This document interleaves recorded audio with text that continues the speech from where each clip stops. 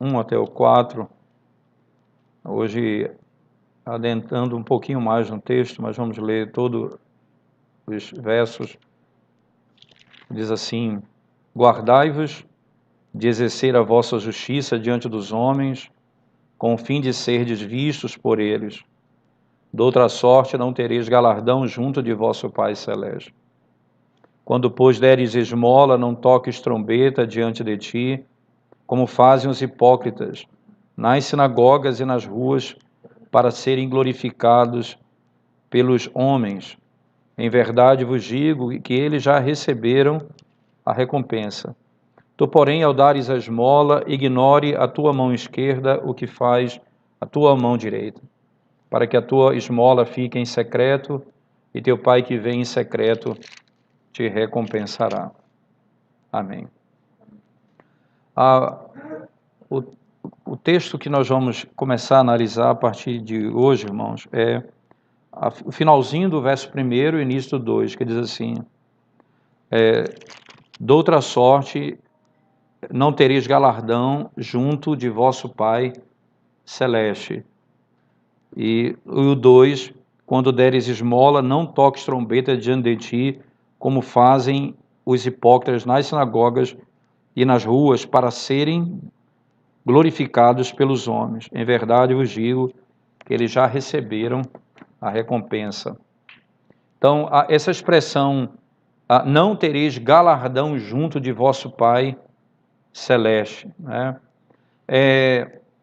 O que nós aprendemos na quarta-feira passada é que o dar esmola está linkado com o início e o fim do processo.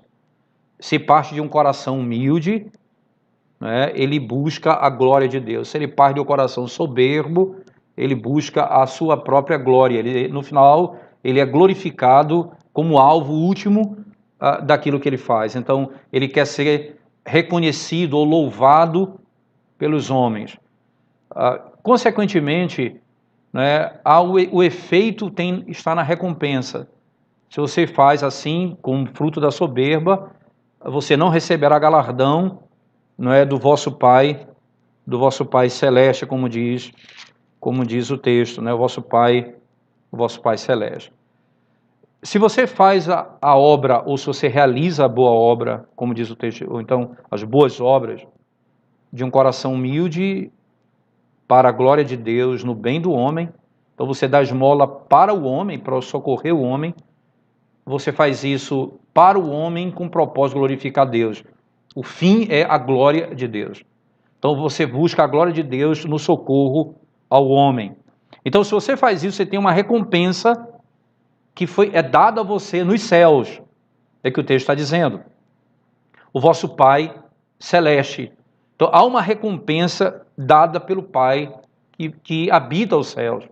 Né? Essa recompensa lhe vai ser concedida. Veja, é que você pode ter certeza de uma coisa com base nesse texto. É algo que eu já tenho, não é, que já me foi concedida. Eu tenho isso, não é, quando eu faço aquilo que é ordenado pelo Senhor, mas eu não tenho ainda na posse, eu não tenho isso na totalidade. Vai me ser concedido isso no fim desse processo. Mas se você não faz assim, você não tem recompensa do vosso Pai Celeste. Tá certo? Então, o que nós devemos aprender a partir desse princípio, irmãos? Dessa visão geral que nós acabamos de ler, né? É que a primeira coisa importante é que, em geral, nós devemos concluir que se nós fizermos aquilo que é bom, isto é, no contexto, dar esmola, de acordo com o fundamento dado que nós aprendemos, para um fim que é bom, aquilo que eu faço nunca perecerá. Você vai ter a vida eterna. E é interessante, é que a vida eterna, aquilo que me é garantido aqui, eu vou receber a bênção do meu Pai Celeste. Há um benefício que é eterno. Isso, então, é usado pelo Senhor para provocar no meu coração as boas obras. Isso prova que o Filho de Deus nunca vai perecer, ou nunca vai falhar, ou nunca vai ser abandonado. Tudo que você faz para Deus, conforme o que Ele ordenou, é uma marca inequívoca de que você receberá nos céus do Pai Celestial aquilo que lhe foi prometido. Isso é uma segurança externa, obviamente, como fruto daquilo que você recebeu da graça do Evangelho. Mas uma coisa me chama a atenção ainda, irmãos. A palavra recompensa ela pode ser mal interpretada nesse texto. Você pode tomar a palavra recompensa da pior forma possível. Você não vai ter uma recompensa do Pai Celestial. Por que pode ser tomada de modo errado? Porque pode soar como mérito.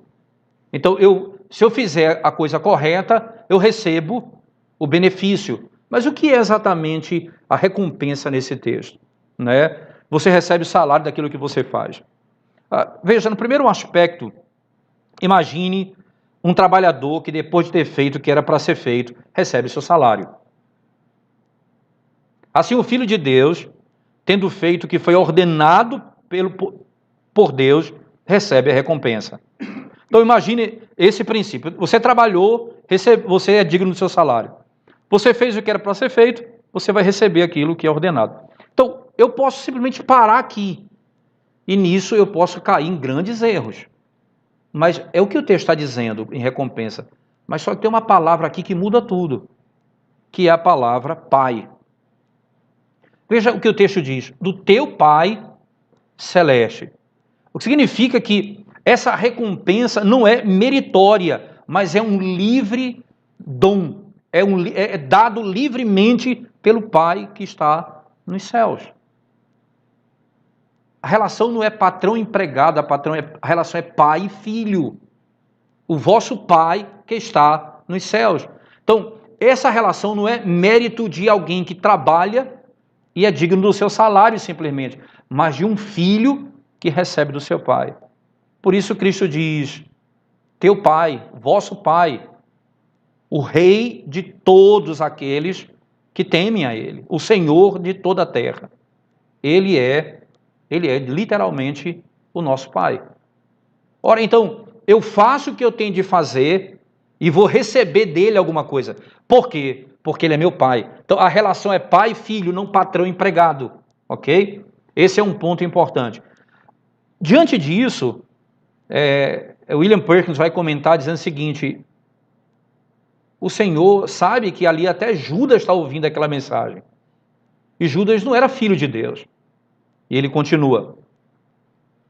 Ele trata todos como sendo filhos, um princípio. Ele olha e diz, olha, é o vosso Pai que está nos céus. Ele olha para todos aqueles que estão ali como seus discípulos e ele chama de todos como filhos de Deus.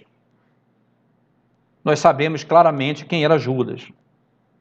Ele sabia que ele não era filho de Deus. Entretanto, como um pregador e um ministro da circuncisão, tá certo? É claramente o Senhor Jesus Cristo que prega a palavra nesse contexto. Ele olha para todos aqueles que estão ali e os trata da mesma forma. Ele deixa para o julgamento secreto de Deus. Isso não é naquele momento ele que vai fazer esse julgamento. Na mensagem que ele está falando, ele não está ali julgando as pessoas. Não é esse o caminho, não é esse o momento para isso. E, consequentemente, ele faz o julgamento de esperança e de amor. Ele olha para aquelas pessoas, não é? Todos os que estão ouvindo a sua mensagem e os tem como filhos de Deus. E aí William Perkins diz, olha, isso é um precedente impressionante, diz ele. Impressionante, diz ele, porque todos os ministros da palavra deveriam agir assim. Porque Cristo era aquele que pregava o amor e o praticava. Assim os seus servos devem fazer também. Por outro lado, ele continua, isso condena a prática daqueles que sobre pequenas coisas que divergem. Veja, eu tenho alguém que pensa diferente de mim em pequenas coisas. Eu rapidamente vou chamá-los de ímpios e réprobos. Como é sério isso? com qualquer divergência que eu tenho das pessoas, eu vou chamar a pessoa de ímpio, réprobo, alguém que não tem mais saída, que o inferno é a casa dele. Por algumas divergências que possamos ter nesse caminho. A primeira coisa importante é, o Senhor Jesus Cristo está enfatizando o conceito do mérito, da recompensa, mas não de um patrão para o seu empregado, de um pai para com seu filho. Se é um pai para com um filho, é livre bondade, é livre graça. A recompensa é dada gratuitamente pelo pai. Esse é o princípio. Um outro aspecto interessante que vem logo na sequência do verso, no verso 14, no verso 2. Quando, pois, deres esmola, não toques trombeta. Aonde? Não toques trombetas diante de ti, como fazem hipócritas aonde? Nas sinagogas. Né? Nas sinagogas. Com que propósito, diz o texto? Para serem glorificados pelos homens.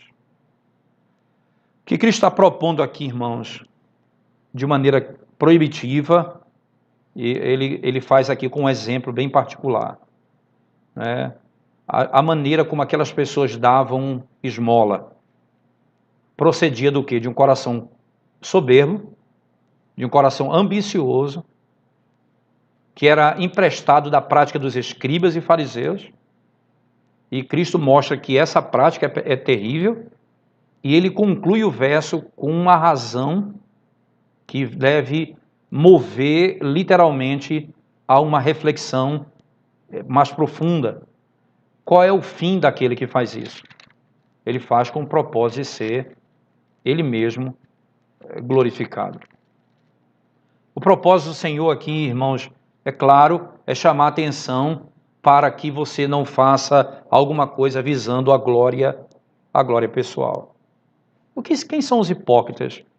E o que é que Cristo chama aqui de hipócritas quando eles praticam essas coisas nas sinagogas, irmãos? Então, tocar trombeta, literalmente, é você exaltar a si mesmo, é ser sábio aos próprios olhos, é você fazer alguma coisa visando o seu próprio benefício, a sua própria glória, o próprio reconhecimento, né? E por que eles são associados aos hipócritas? Porque os hipócritas aqui recebem uma forte ênfase. A palavra hipócrita, irmãos, ela representa a pessoa que se faz por outra. Veja, é uma pessoa que ela parece ser aquilo que é, mas não é. Eles representam uma figura que na realidade não é o que de fato eles são. É uma maneira externa, não é, de revelar bondade e santidade que no coração não tem. Eles têm externamente uma maneira de representar, mas não há aquilo no coração. A hipocrisia não é nada mais, nada menos do que aqueles que querem mostrar bondade externa, né, e que no fundo, não existe no seu próprio coração. Quando Cristo nos ensina, desde o princípio, Ele nos ensina a agir com o coração. Então, a fazer esmola, a palavra esmola, lembra muito bem, ela tem o sentido ela está associada à palavra misericórdia. Ela é fruto de um coração misericordioso. Então, é um coração humilde. Então, o fruto é o começo de um coração humilde com o fim da glória de Deus. O hipócrita não é assim. Ele aparenta o desejo de focar em Deus, mas o objetivo dele é ele mesmo. E é por isso que ele dá esse conceito, essa expressão, ele usa essa expressão no texto, né? Para nos ensinar como nós não devemos dar esmolas, não como os hipócritas. Não praticar o que os hipócritas praticam. Não faça o que eles fazem, né? Porque qual o objetivo deles é serem louvados? O texto diz no finalzinho. E esse é um exemplo que vocês não devem seguir. Não dê esmolas para serem vistos pelos homens. Então é esse o final do ensino. Não dê esmola para ser visto pelos homens. visto como louvado, ou mesmo você mesmo ser glorificado. Então, desse exemplo básico, algumas instruções nós podemos tirar. Primeiro, é propriedade de um hipócrita fazer boas obras para fins pecaminosos. É propriedade do hipócrita fazer boas obras para fins falsos e pecaminosos. O texto é, qual é o fim daquilo que ele faz? O texto diz, no verso 2, o fim é ser glorificado pelos homens. Eles estão dando esmolas com o fim de ser glorificado. Então, o hipócrita literalmente é esse que ele faz boas obras para fins pecaminosos, serem vistos pelos homens. Então, o hipócrita certamente, em seu coração, ele não faz escolhas por Deus, com base no que Deus é, ou no que Deus produz, o que ele recompensa. Ele faz com base naquilo que o homem é, ou como ele vai ser julgado. Ele está mais preocupado em ser julgado pelos homens do que ser julgado por Deus. Ele está mais preocupado em ser aprovado pelos homens do que ser aprovado por Deus. Aquilo que é dado a Deus, que é digno de Deus, que deve só ser dado a Deus, é dado ao homem. Isso é terrível na hipocrisia. Deus é para ser o juiz e o aprovador de todas as nossas ações, e você vai entregar isso ao homem. O homem vai ser o juiz e o aprovador das suas ações. Ele que vai dizer se as suas ações estão corretas ou não.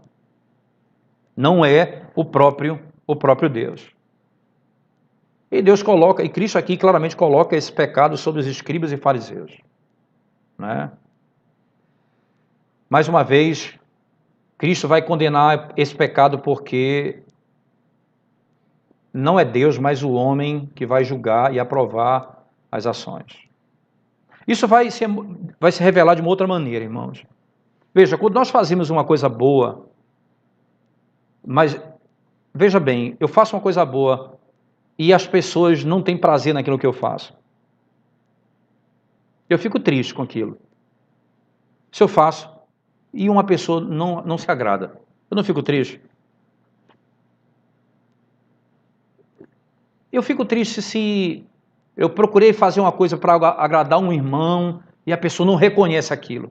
Eu fico triste. Mas eu não fico triste na mesma medida quando eu faço uma coisa para Deus e aquilo que eu faço não agrada a Deus. Essa é uma maneira clara de expressar como no íntimo do nosso coração nós agimos hipocritamente. Nós estamos mais preocupados com a aprovação dos homens do que com a aprovação divina.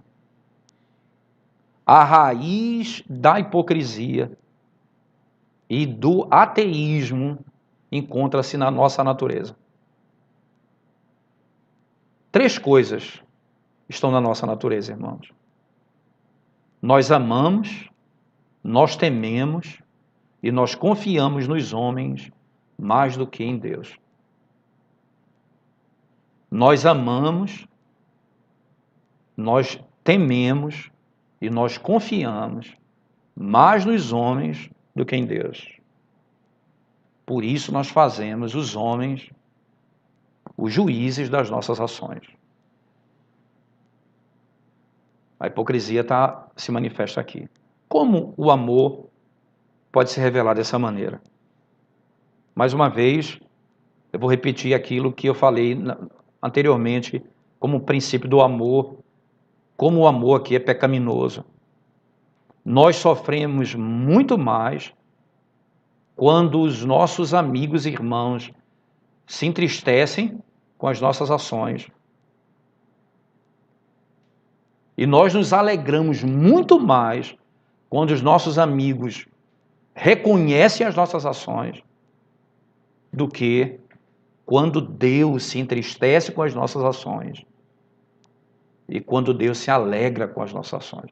Nós não jubilamos de alegria com o que fazemos segundo a vontade dele, e nós não entristecemos profundamente quando aquilo que fazemos não é o que ele ordenou, mas nós ficamos profundamente tristes quando o irmão não se agrada do que eu faço, ou quando ele elogia o que eu faço. Eu me alegro de maneira sublime.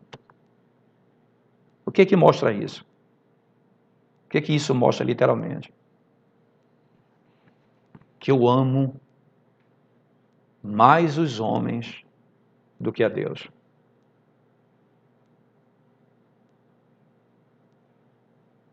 E mais do que isso. E quando Deus é desonrado, eu sofro.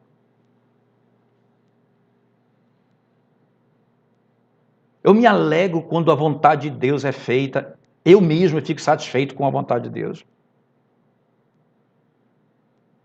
A nossa afeição do amor é mais inclinada para nós mesmos,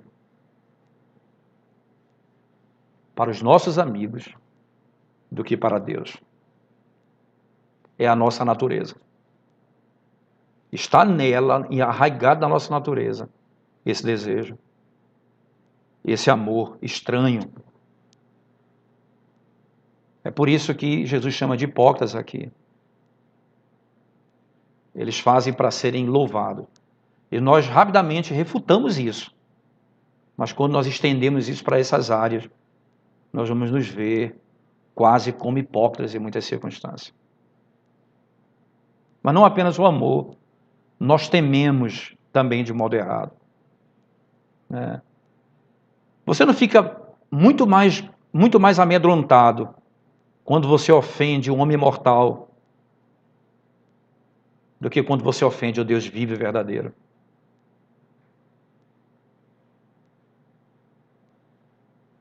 Nós ficamos muito mais amedrontados. Infelizmente é assim. Essa é uma forma de dizer que nós tememos mais aos homens do que a Deus. Terceiro, nós confiamos no tempo da aflição mais nos homens, irmãos. Quando nós somos confortados por eles, quando eu sei que eles estão perto da gente,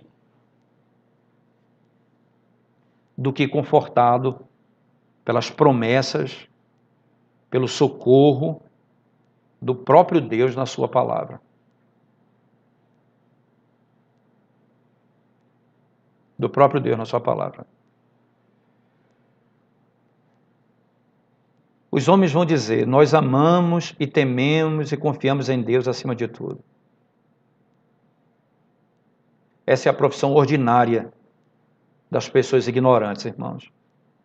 Mas a verdade bíblica é que, por natureza, nós rejeitamos a Deus como nosso juiz e como aprovador e apelamos aos homens. E por isso nós devemos trabalhar para ver e sentir essa hipocrisia no nosso coração sendo destruída. Nós devemos trabalhar diariamente para ver essa hipocrisia que é real no nosso coração sendo destruída. E como é que eu sei disso, irmãos? Quando fizer aquilo que Deus me manda fazer, saber que Deus se alegra com isso, e isso for mais importante para mim do que qualquer outra coisa. E quando eu não fizer ou não fizer como Ele ordena, e desagrada a Deus, isso se tornar um aspecto da minha tristeza mais profunda do que desagradar pessoas. Essa é uma luta importante. O segundo aspecto que eu quero frisar, irmãos, é que nesse exemplo há uma ordem clara de causa que leva à desordem, vamos chamar assim. Há um aspecto claro de desordem. O que leva a essa desordem? O que leva a desordem com o pobre? O pobre que pede nas estradas, que pede na cidade, que pede nas ruas, nas portas do templo. Porque não era para ter esse pedinte em Israel. Isso é claro, não era para ter isso em Israel. Qual é a causa principal aqui, irmãos? É que as pessoas privadas, naquele contexto, elas eram permitidas a dar das suas esmolas privadas ao pobre com as suas mãos em lugares públicos. Isso é, segundo William Burns, uma grande desordem e causa o surgimento de muitos pedintes. Porque os homens privados não podem discernir as faltas particulares ou as necessidades particulares daquele pedinte. Ele não tem como discernir, ele não tem como avaliar a razão daquilo ali para poder ajudar. Por isso, na realidade, o que está acontecendo ali é uma desordem estrutural. Uma desordem estrutural. E o que mais ainda nos ensina, irmãos, é que no Antigo Testamento nunca isso poderia acontecer. Tanto é que se usava essa expressão, o teu pobre, o seu pobre, o pobre que está ao nosso redor, o que está na nossa vizinhança, o que está na igreja. O pobre, ele tinha o seu dono, se eu posso dizer, aquele que deveria cuidar dele. Não poderia ser alguém que estaria numa desordem, onde não há limite para aquilo. No Novo Testamento, o Senhor estabeleceu os diáconos em cada congregação que deveriam tomar conta dos pobres, por meio da coleta das ofertas, e distribuir de acordo com a necessidade de cada um. Não era injusto para o homem publicamente dar ofertas para alguém ou socorrer alguém com esmolas. Mas o pobre não deveria ser provido por esse homem particular. O fato dele ser provido por esse homem particular revela uma desordem estrutural. É como na família, onde os filhos e os servos sabem onde e quando vai ser servido o jantar. Eles sabem o horário onde devem comer. Para os pobres, não é? Eles são os filhos de Deus em sua família e devem ser providos por aqueles que são seus e que lidam com aquela estrutura mais circunscrita, que deve ser aquilo ordenado pelo Senhor. Ele precisa saber onde começa e quando começa. Ele precisa saber onde buscar socorro. E isso é algo que precisa ser começado no nosso meio. Os irmãos da igreja, veja, principalmente os pobres no nosso meio, eles não podem simplesmente sair. Quem vai suprir a necessidade dos pobres da nossa igreja? É o governo? É o Estado? A igreja precisa socorrer esse irmão. Cada um, com as suas ofertas, socorrem os pobres da sua igreja. Toda vez que eu ando na rua e vejo as pessoas pedindo na rua dinheiro, eu lembro disso. É o caos, é a desordem, não da pobreza, mas porque agora a circunscrição não existe mais. O que isso significa? Desordem social.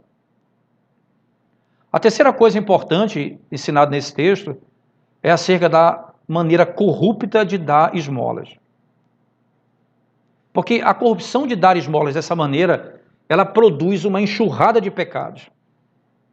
Primeiro, a hipocrisia, que é suficiente para condenar um homem. Mas junto com isso vem a ambição. E junto com isso, irmãos, vem o desejo de ser glorificado. É uma porta aberta para uma sequência de pecados. O pecado não vem sozinho. Ele tem suas companhias. Os pecados, eles são desvelados um no outro. É por isso que quem comete um pecado não está livre de nenhum outro. É por isso que alguém pensa, eu caí em determinado pecado, a pessoa acha que está livre. Não, eu já caí, a minha vida acabou, tragédia, irmãos, isso não tem, é um poço sem fim. Uma coisa chama a outra. A hipocrisia que leva à ambição. Lembra do pecado de Adão? Que nós sabemos, segundo a nossa confissão, não é? E, obviamente, nas Escrituras, mostrado por muitos exemplos de que Adão, ele quebrou todos os mandamentos, direto ou indiretamente. Como ele fez isso, irmãos? Apenas quando ele amou mais a Satanás do que a Deus. Ele escolheu Satanás por seu Deus. Ele adorou a Satanás. Ele tomou o nome de Deus em vão. Ele mostrou também a falta de amor ao próximo, porque ele matou, porque não apenas ele morreu, mas toda a raça humana morreu com seu pecado. Os pecados concorrem em cada ação pecaminosa. Os pecados vão levando ao outro pecado. É como Tiago disse, irmãos, aquele que falha em um mandamento é culpado de todos. Não há como separar um do outro. Nós não podemos viver apenas achando esse pecado pode se manter em mim, porque esse pecado vai frutificar em muitos outros pecados. E aí o Senhor Jesus diz assim, verdadeiramente, eles já receberam a recompensa. A recompensa já foi dada. Qual foi a recompensa deles? Serem reconhecidos pelos homens. Em verdade vos digo que eles já receberam a recompensa. O verso seguinte, o verso 3 e 4, você vai perceber o seguinte detalhe. Vamos lá comigo. O verso 3 e 4 diz assim, tu, porém, ao dares a esmola, ignore a tua mão esquerda, que faz a tua mão direita, para que a tua esmola fique em secreto, e teu pai que vem em secreto te recompensará. Qual o significado, primeiramente, desse conceito, irmãos? Não mostra a tua mão direita o que faz a tua esquerda. É claro, é exatamente o mesmo princípio que foi estabelecido anteriormente. É você não fazer, é não tornar conhecido a outro o que você fez. É você não ter a necessidade de expor o que você faz ao outro, com o fim de ser conhecido. As pessoas vão ver o que eu estou fazendo, mas sinceramente, o que eu estou buscando é a aprovação das pessoas. Cristo renova o mandamento anterior aqui e proíbe o desejo corrupto do coração de ir após a vanglória e a glória pessoal simplesmente em dar esmolas. O que é proibido aqui? Duas coisas são proibidas. Primeiro, o desejo ou a intenção do homem, não é, de dar as suas esmolas. Veja, o desejo ou a intenção do homem em dar as suas esmolas. Segundo, todo respeito e intento para agradar a si mesmo, dando esmolas. A mão esquerda, como o texto diz, vamos só voltar aqui, ignora a tua mão esquerda o que faz a tua mão direita. Há um desejo claro, há uma intenção, um desejo de ser visto, não de agradar a Deus. Qual é o grande ponto que nós podemos aplicar desse segundo exemplo, irmãos? O primeiro é o seguinte: o primeiro é condenada a doutrina da igreja de Roma. O que a igreja de Roma ensina? Que os homens, quando fazem boas obras, com opinião, literalmente, de receber, por meio das suas obras, mérito eterno, das mãos de Deus, eles fazem com o objetivo de glorificar a si mesmo. Veja que coisa interessante. Se realizar alguma coisa com o objetivo de receber por mérito que eu faço, o que eu estou buscando, em última instância, é aquilo que é abominável no mandamento, que é buscar a glória do homem. O que o Senhor está ensinando é exatamente o oposto. Eu vou receber do Pai Celestial. A recompensa você já recebeu. Você faz as boas obras e a recompensa recebeu, que é ser visto pelos homens. Você foi notado por eles.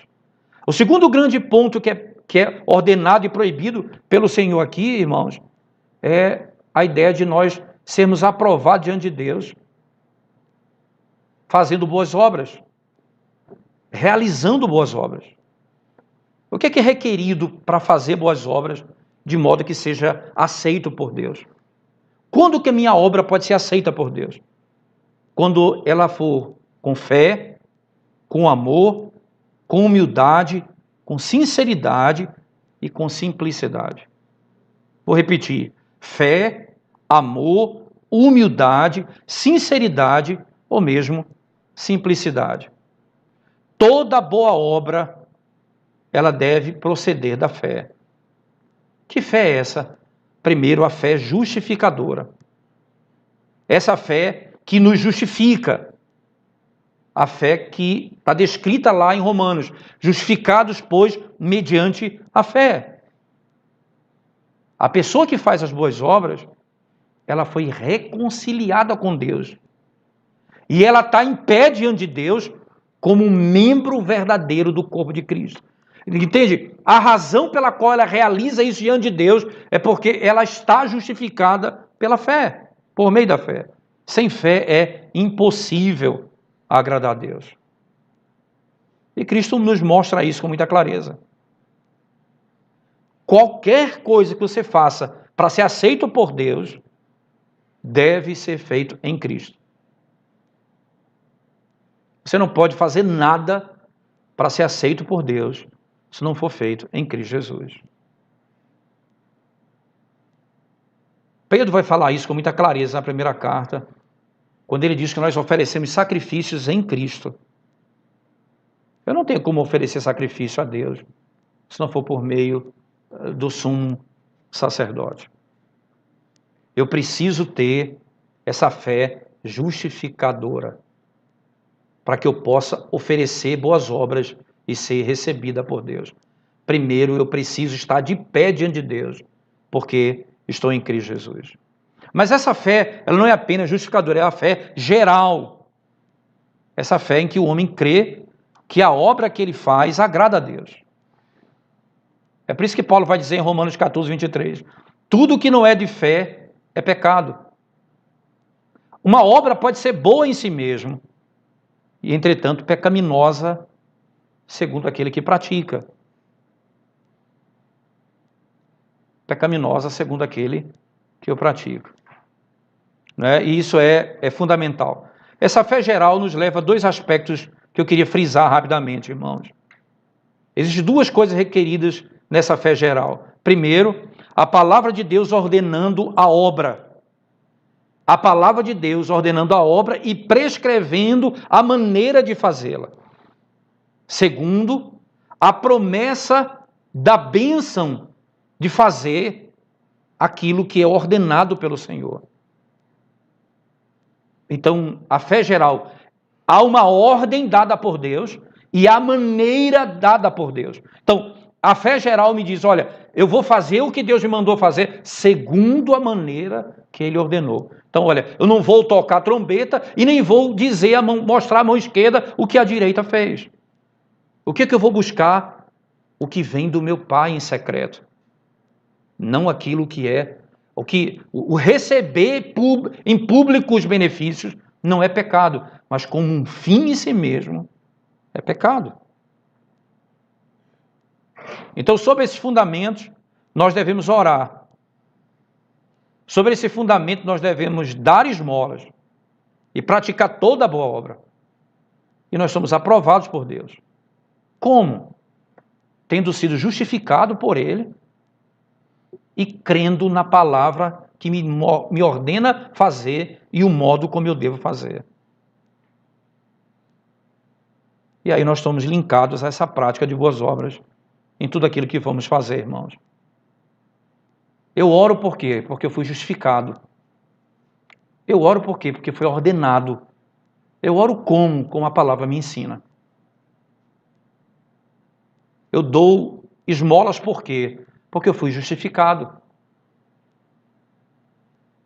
Como eu dou esmola? Como a palavra... Eu dou esmola por quê? Porque foi ordenado pelo Senhor. E como eu dou esmola? Como a palavra prescreve.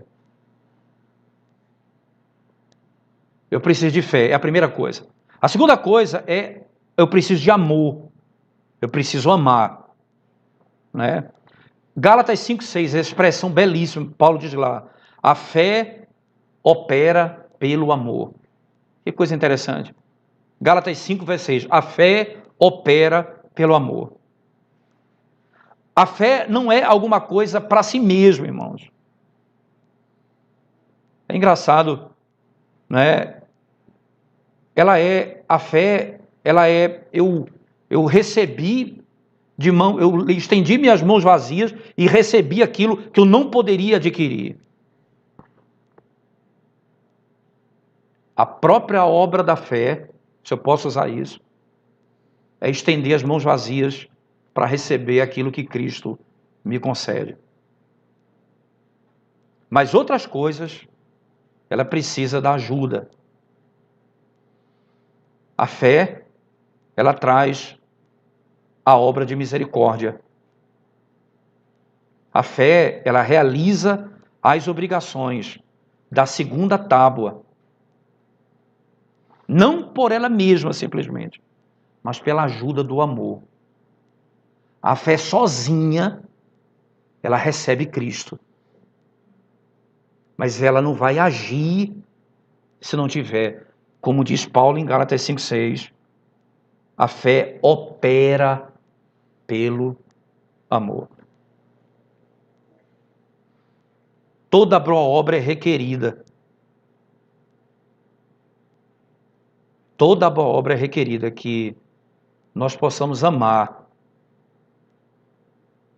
por meio da fé operosa. Veja, a fé produz essa ação. Como é que ela age, a fé? Ela age por meio do amor. A terceira coisa que é requerida, irmãos, é humildade. Então, a primeira é fé, a segunda, o amor, e a terceira coisa que é requerida é humildade. O homem, como é que ele se vê? Como um voluntário, um instrumento voluntário nas mãos de Deus. Ele tem consciência muito clara, né, de que ele é um instrumento usado nas mãos de Deus.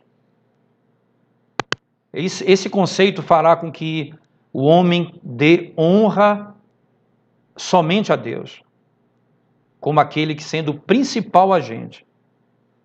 Ele não vai... A honra não é dada a ele, a honra é dada a Deus como o principal agente. É aquele que opera em nós tanto o querer quanto o realizar, segundo o seu prazer, segundo a sua vontade. A consciência da humildade é fundamental. Nós somos instrumentos na mão de Deus para essa realização. Quarta coisa requerida, A simplicidade, irmãos, de coração. Quando você está fazendo uma boa obra, você tem uma intenção única: dirigir honra e louvor a Deus somente. Esse é o cara da simplicidade ou da singularidade daquilo que é requerido no que eu faço. Qual é o único objetivo? E aí é importante, veja, é singular a glória de Deus. Eu faço boas obras visando a glória de Deus. Eu socorro o pobre visando a glória de Deus. Eu supro a minha casa por meio do trabalho para a glória de Deus. E é por isso que lá na segunda carta de Paulo aos Coríntios, no capítulo 1, verso 12, veja bem as palavras do apóstolo Paulo, irmãos. Segunda carta de Paulo aos Coríntios 1:12, diz assim: porque a nossa glória é esta, o testemunho da nossa consciência, de que com santidade e sinceridade de Deus, não com sabedoria humana, mas na graça divina, temos vivido no mundo e mais especialmente para convosco. Porque a nossa glória é esta, o testemunho da nossa consciência, de que com santidade e sinceridade de Deus, não com sabedoria humana, mas na graça divina, temos vivido no mundo e mais especialmente para convosco. Nós temos pregado o Evangelho. Nós temos realizado toda a boa obra com esse objetivo. Tudo o que fazemos visa exatamente a glória de Deus como o seu ponto final. Sabe, para nós encerrarmos esse aspecto último aqui, nossos irmãos, preste atenção nesse detalhe que eu queria ainda frisar com vocês, por favor. Nós podemos evitar, podemos chamar assim, podemos evitar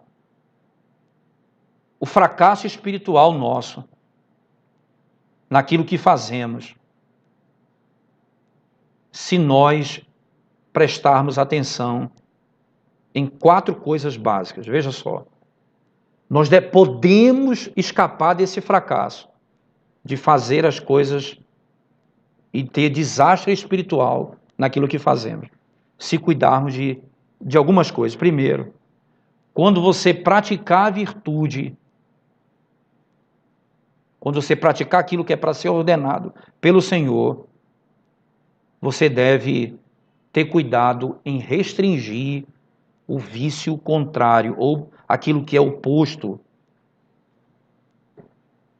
É interessante que o homem civilmente honesto, não falando do crente, qualquer homem honesto nesse mundo, que não tem prática religiosa nenhuma, ele tem temperança, ele ajuda as pessoas, ele não é inclinado à injustiça, à intemperança ou coisa dessa natureza. Mas aquilo que ele faz não é boa obra diante de Deus, porque ele não procede de um coração santificado, que intenta obedecer e glorificar a Deus somente. Preste bem atenção. Eu preciso agir, porque até um homem civil vai agir como aquilo que é oposto, aquilo que é próprio do coração. Isso aqui é um elemento, eu diria, rico para nós analisarmos. Esse homem que não tem religião, ele pode praticar tudo isso, mas não vai trazer glória para Deus. Eu não tenho como fazer isso se eu não restringir o mal no meu próprio coração. Eu não tenho como fazer se eu não restringir o mal no meu próprio coração. Mas eu não tenho como restringir o mal se eu não for buscando a glória de Deus. O homem civil ele vai diminuir isso, mas não visando a glória de Deus. Eu Vou diminuir o mal no meu coração para que a glória de Deus seja estabelecida. Esse é um elemento que eu diria importante nesse aspecto. Segundo, quando os homens praticam as boas obras por temor da justiça divina e as penalidades da lei, né? E isso tem algum valor de uma certa medida, existe algum arrependimento nisso, mas esse arrependimento não tem valor diante de Deus, porque não procede de um coração quebrantado diante de Deus, mas ele procede do temor não de Deus. Ele não busca, ele não teme o julgamento divino, ele teme o julgamento dos homens. Ele tem medo da prisão, ele não teme o julgamento divino. Por isso, aquele que teme a Deus, ele busca fazer sabendo que receberá de Deus a recompensa. Terceiro, quando os homens praticam as boas obras para a honra e prazer dos homens. Isso é uma coisa perigosa, irmãos. O homem pode pregar a palavra, ele pode orar, ele pode professar o evangelho, mas ele pode fazer tudo isso não para a glória de Deus. Não para a glória de Deus, mas para o louvor dos homens. O que mais ele espera é o louvor dos homens. Não, de fato, claro, não a glória que pertence somente a Deus, que deve ser dada apenas a Ele. É por isso que, nesse aspecto, o coração, de fato, é enganoso. E o Senhor usa uma arma contra a hipocrisia do engano. Ame a recompensa final, mais do que qualquer recompensa nessa terra.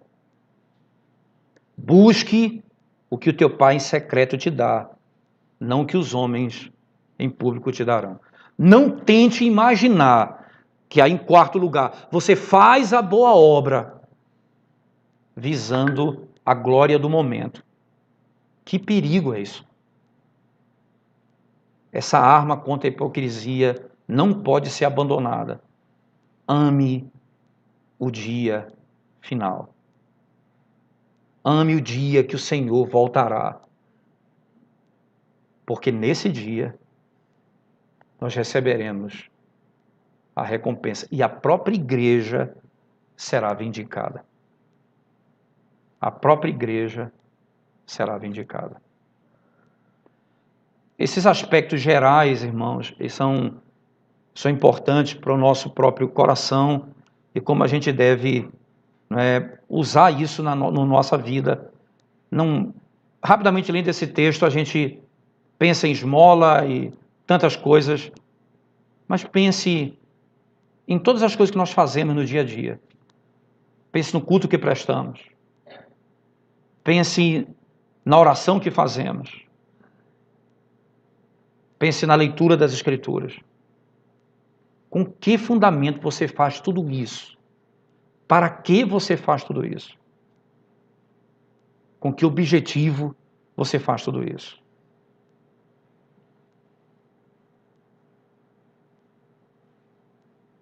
Os pecados, às vezes, não são tão grosseiros como nós imaginamos. Mas eles estão ali no nosso coração, que são capazes de produzir pecados grosseiros lá na frente. Cuidado na hipocrisia quando cantamos, na hipocrisia quando pregamos, na hipocrisia quando oramos, na hipocrisia de tantas áreas da vida. Parece que o fato de estarmos ali falando com Deus, o Senhor está recebendo tudo aquilo que estamos fazendo, quando o nosso coração está longe disso. Mas é verdade, irmãos, que nós fazemos tudo isso, e é por isso que nós retornamos a Ele continuamente. É porque nós somos justificados em Cristo, e nós temos a certeza que estamos de pé na presença dEle, porque nossos pecados foram perdoados em Cristo Jesus. Nós somos justificados de uma vez por todas. de uma vez por todas. Ame ao pobre, socorra ao necessitado, ore, leia a Bíblia, venha à igreja, adore ao Senhor. Tudo isso, como Ele ordenou e para o fim e da maneira que Ele ordenou. Você diz assim, eu vou adorar a Deus. Vamos adorar a Deus, vamos para a casa de Deus. Como? Conforme o nosso coração. Vamos cultuar segundo a nossa própria mente. Não faça isso. Eu preciso da fé verdadeira, justificadora, e essa fé geral, de crer na palavra e na maneira como a palavra me manda fazer, para que as minhas obras, as minhas ações sejam aceitas diante de Deus. Nós vamos orar e depois nós vamos abrir para alguma pergunta. Obrigado, Senhor, pela oportunidade de estudarmos Tua palavra e refletirmos nessas verdades. Que o Senhor nos ajude a termos o nosso coração sincero diante de Ti. Livra-nos, ó Deus, livra-nos da impiedade e da hipocrisia, que se disfarça de tantas maneiras na nossa alma, dando-nos um coração consciente de quem somos em Cristo e dando-nos um coração submisso aos Teus mandamentos e a maneira como o Senhor nos manda obedecê-los. Ajuda-nos nas nossas fraquezas. Em nome de Jesus. Amém.